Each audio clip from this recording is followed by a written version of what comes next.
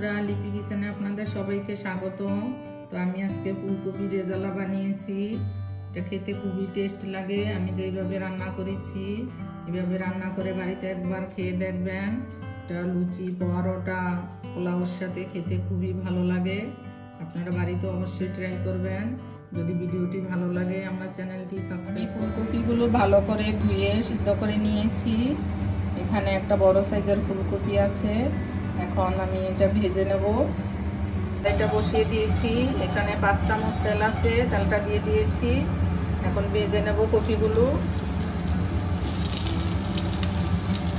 আমি একটু হলুদ দিয়ে ভাপিয়েছিলাম কপিটা। আপনারা চাইলে হলুদ দিতেও পারেন, নাও দিতে পারেন।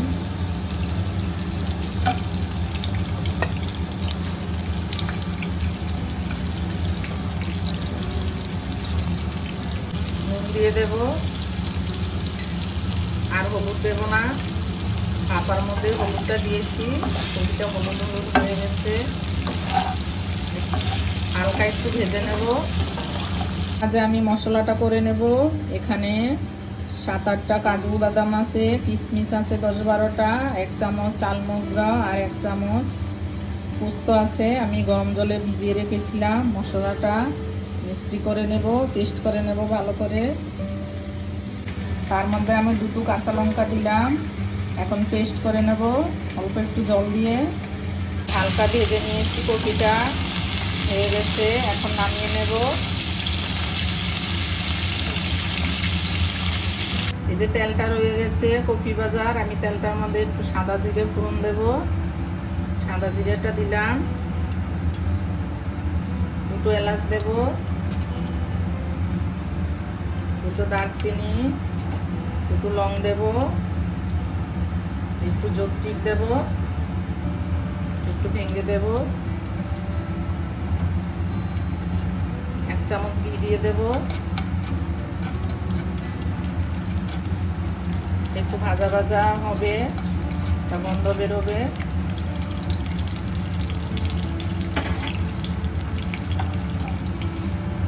মিনিট ভেজে নেব। ভাজা ভাজা হয়ে গেছে। আমি এখন একটু আদা বাটা দিয়ে দেব।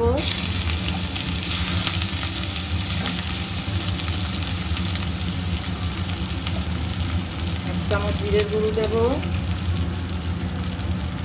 1 চামচ ধনে গুঁড়ো দেব, 1/2 চামচ কাশ্মীরি লঙ্কার গুঁড়ো দেব। জল দিয়ে দেব 1 কাপ। মশলাটা ভাজা হবে।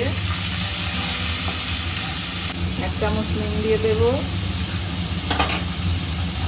একটু ভাজা ভাজা হবে।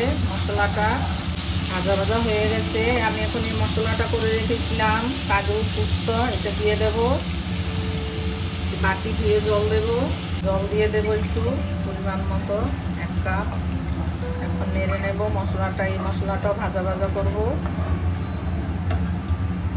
2 মিনিট নেড়ে নেব। এই যে ভাজা ভাজা হয়ে গেছে মশলাটা, তেলটা ছেড়ে দিয়েছে। আমি এখন ফুলকপিটা দিয়ে দেব।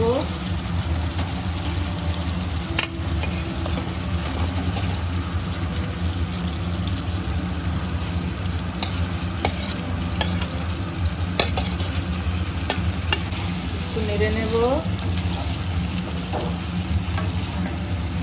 আমি এখানে গরম দুধ দিয়ে দেব 2 কাপ।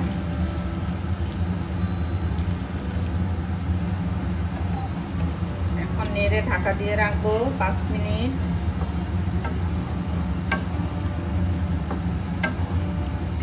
আর জল দেব না।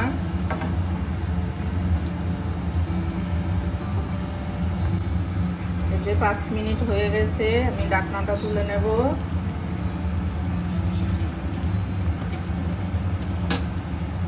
গ্যাসটা মিডিয়ামে ছিল। এই যে কপিগুলো নরম হয়ে গেছে।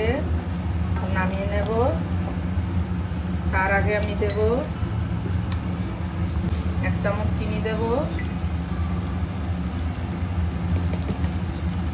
গরম মশলার গুঁড়ো দেব,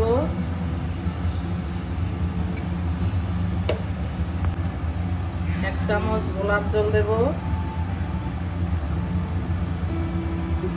এখানে কাসুরি মেথি দেব একটু ছিটিয়ে।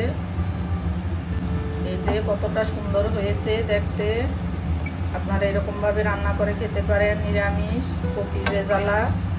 ভালো লাগবে। আমার এটা তৈরি হয়ে গেছে, এখন নামিয়ে নেব।